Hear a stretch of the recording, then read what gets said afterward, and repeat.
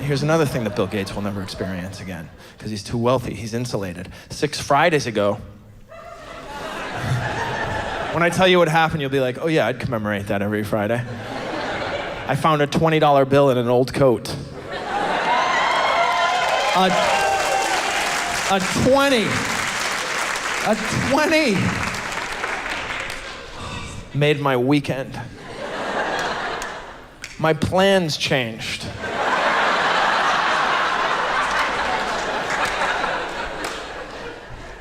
But what a feeling. Oh my gosh. Like I said, my plans changed. No, not drastically. Not drastically. I still went to Chipotle Mexican Grill, which is my Friday night ritual. It's where I welcome the Sabbath. But here's how it changed. I brought my best friend, paid for him, baller. And to answer your follow-up question, yeah, we both got guacamole.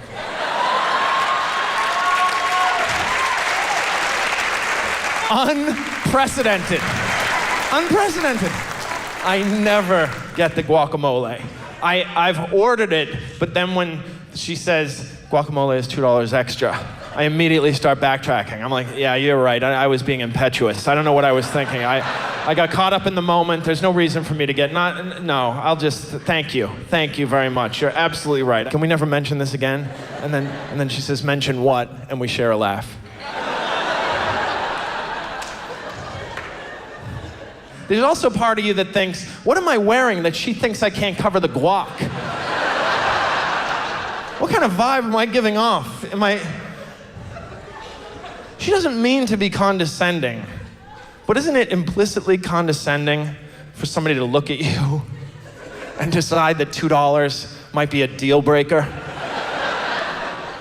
Guacamole is $2 extra. Do you want to call your bank, maybe? I want to check your balance because guacamole is $2 extra.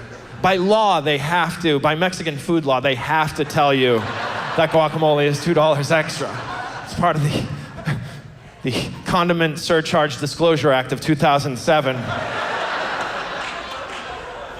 where they have to tell you guacamole is $2 extra. And usually, I don't get it. But because I found a 20, she told me it was $2 extra, I didn't bat an eyelash. I had walked in there with such a vibe, like I was giving off like a confidence bordering on arrogance, like almost, not arrogant, but on the cusp of arrogance. And I looked at her, she says, it's $2 extra. I looked at her as if to say, yeah, why don't you let me worry about my finances? Why don't you just grab a melon baller and start scooping guacamole into a ridiculously small container? Why don't you let Gary Gulman worry about Gary Gulman? I'm Gary Gulman. Well, no, it's been a minute. It's been a few minutes since he introduced me. I thought I'd reacquaint you with our hero. So we're all on the same page. Bill Gates will never have that feeling. The found 20, it means nothing to him. Nothing. A 20 is more annoying to Bill Gates than a nickel is to us. Exponentially more annoying.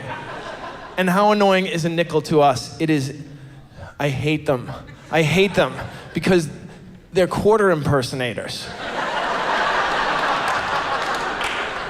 They sit in your pocket and they do this, they do a great quarter. They're just like, you reach in there and you're like, oh, I got a nickel. Son of a bitch, nickel, you got me, I gotta give it to you, do a great quarter. Do you do Christopher Walken? I won't charge you for that one. But you don't have change for the meter, or for the laundry, or for the Mike and Ike's at the front of the grocery store. You know what I'm talking about? The Mike and Ike's from the front of the grocery store? This is interesting. They sell candy at the front of the grocery store in gumball machines, okay? Those nasty, nasty gumball machines. They probably haven't rotated the stock in 35 years. They sell the same candy inside the grocery store in a box, hermetically sealed, free of all disease, fresher, and at a lower unit price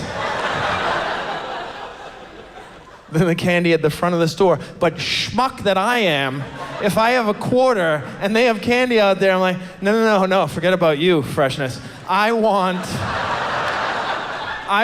my Mike and Ike's to tumble down a spout,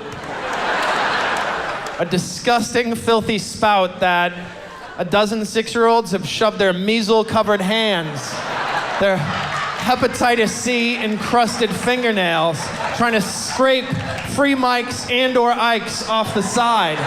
Yes. If I'm gonna eat Mike and Ike's, I wanna eat my Mike and Ike's the same way a petting zoo llama would eat his Mike and Ike's.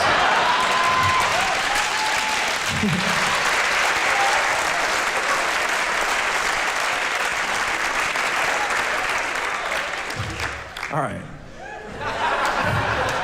Stay on point. Bill Gates, $20 means nothing to him. Because do you know what Bill Gates has to pull out of an old coat to feel like I did with a $20 bill? First of all, the idea that Bill Gates has an old coat is preposterous.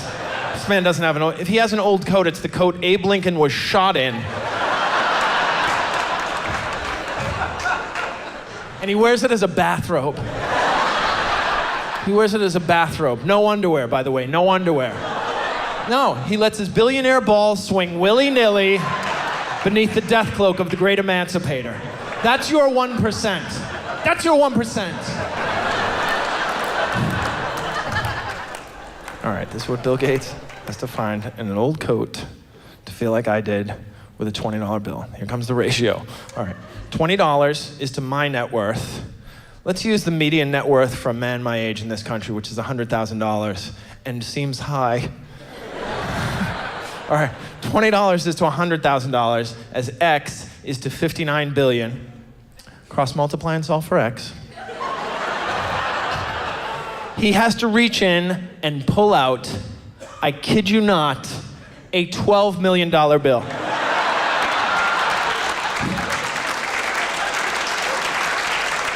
His 20 is 600,000 20s. You are not going to forget 600,000 20s in an old coat. Because as you lift it back into the closet using a forklift, you will think to yourself, hey, why does this weigh 1,320 pounds heavier, according to Ask.com, than it did when I put it on this morning?